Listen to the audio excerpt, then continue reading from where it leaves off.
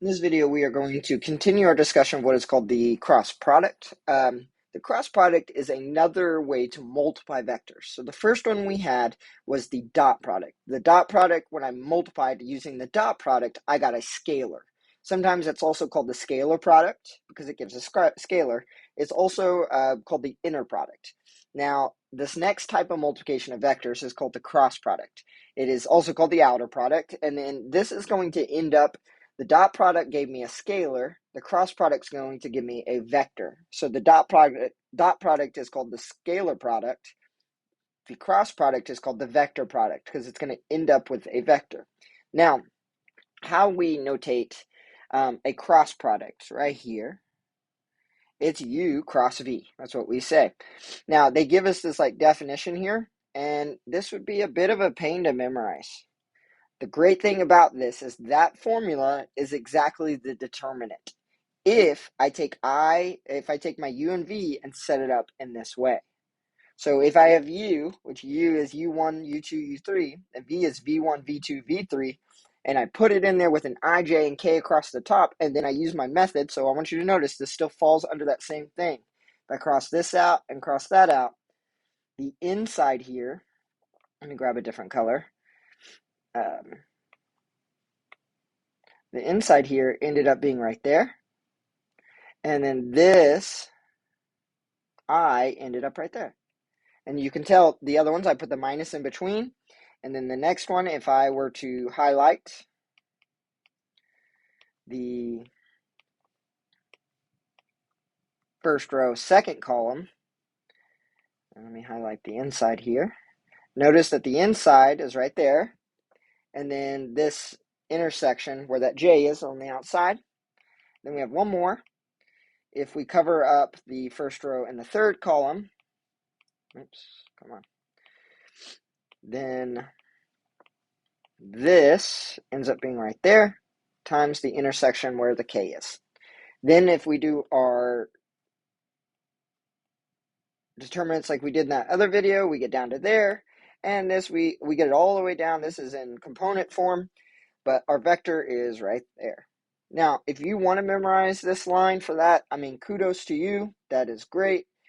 This method is great because it's a bit overwhelming to try to memorize that starred line. This just gives me a way to do it every time. This is how I'm going to be doing my cross products this semester. I'm not going to ever jump to this formula. I will always do it with the determinant. All right, there's if you're interested in this link, which is in your notes, you can go check that out for more. Maybe where did it come from? Why are we doing that? You should be learning all that when you get to linear. All right. Alternatively, this is the other rule I told you about. I will do this for this example. We have 3 cross products that we have to calculate for this example. I will do this alternative rule for that one. Okay.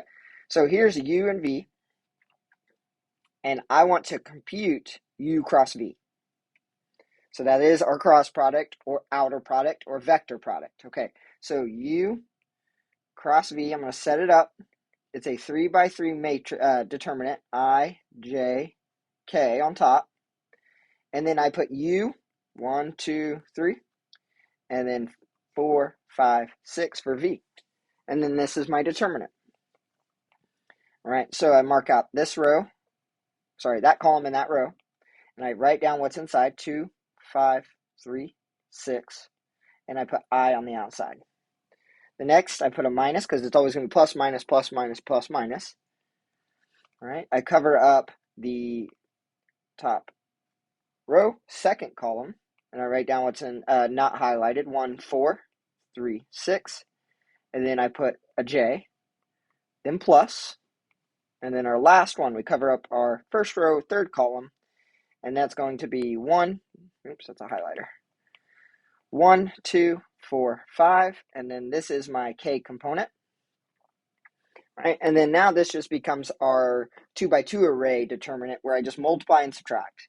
So this first one is 12 minus 15, I, minus 6 minus 12, J, plus 5 minus 8, K. That's just multiplying the diagonals and subtracting. So this vector is going to be negative 3i. That's going to be a positive 6j, and then a negative 3k. So this vector is the cross product of u and v. There is a couple properties to this that I'll introduce at the very bottom of this page, and then we'll talk about a lot in the next coming videos. So that's u cross v. Now we're going to check v cross u. So this would be like our check, does order matter? Do I get the same thing if I flip it over? So let's try it. So this has 4, 5, 6 on top, and 1, 2, 3 on the bottom. All right, I'm going to write this out. If you want to pause, write it, and then check with me, please do that. So let's write this down. 5, 2, 6, 3, I minus 4, 5, 1, 6, 3, j plus 4, 5, 1, 2, k. You'll get used to that, doing it pretty quick. Please block them out with your pencil if you need to. And then now this is just our 2 by 2 determinants. So it's our diagonals. 5 times 3 is 15, minus 6 times 2 is 12. I minus 4 times 3 is 12, minus 6 times 1 is 6. J plus 4 times 2 is 8, minus 5 times 1 is 5. K. So this vector is 3i minus 6j plus 3k. Notice that they are almost the exact same vector, except for one is a negative 3, 6, and negative 3, and the other one is the opposite of that, meaning I just multiplied everything by a negative. So if you remember what this means, is that when you have two vectors, and I have one is positive and one is negative, they shoot in opposite directions. So these really go, like they live on the same line, right? They point the same quote-unquote directions, but one points one way, one points the opposite, but they have the same growth. Okay, so that's u cross u and v cross u. All right, let's take a look at this last method in case you're interested. So we set it up the same here. We're just going to use a different linear algebra method. So notice what they did is this is the same thing as that. They just wrote it down to the side of it, I and j. Then how they come up with all these i's and j's at the bottom is this comes from this diagonal. This one comes from this diagonal. This one comes from that diagonal. And then we minus, okay, here's my I. We got, I think, did I mess this up in my, yeah, this should be, oh no, J, K, yep. So this one, I go this way, that way, and that way. Let me check something really quick. I'm second guessing something, and I want to quick, so we're just going to take the moment in the video. Look over your notes real quick while I look something up. I'm second guessing myself.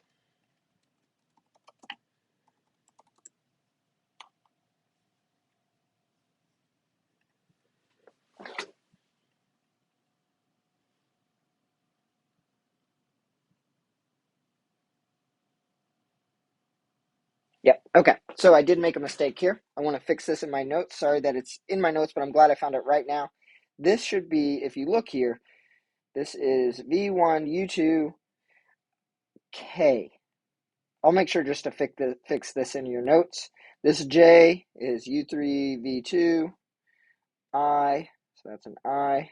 And then the last one is U1, V3, J.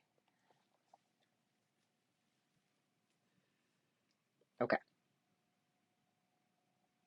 Okay, so there is our method there. So let's give that a shot. Hopefully that makes sense to you. If not, let's try it. Okay, so we want to do U cross U. I got I, J, and K.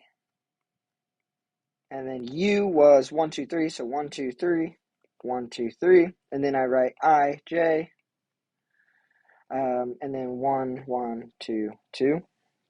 Okay, so if I'm writing this out, this first is 2 times 3 times I, which is 6I. Then the second one is going to be, oops, where's my highlighter? Right here. That is j times 3 times 1, so that's 3j. This one is 1 times 2 times k, which is 2k. And then I do the backwards. I'm going to pick a different color here in my highlighter.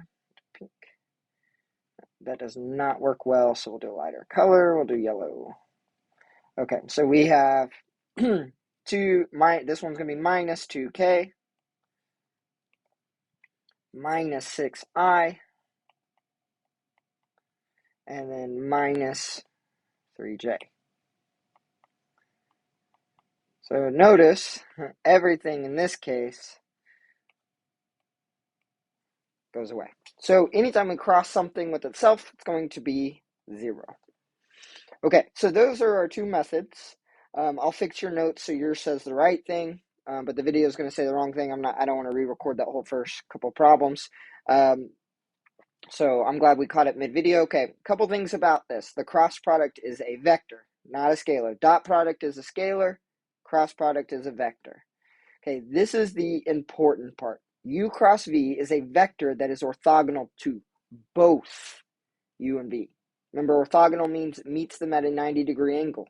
So if I took U, here's U, and I took V, here's V, then U cross V would actually be sticking out at U through the screen. So it'd be perpendicular to the plane that U and V is caught inside of. V cross U is also a vector that is orthogonal. But remember, when we did U cross V and V cross U above, one was positive and one was the same thing but negative.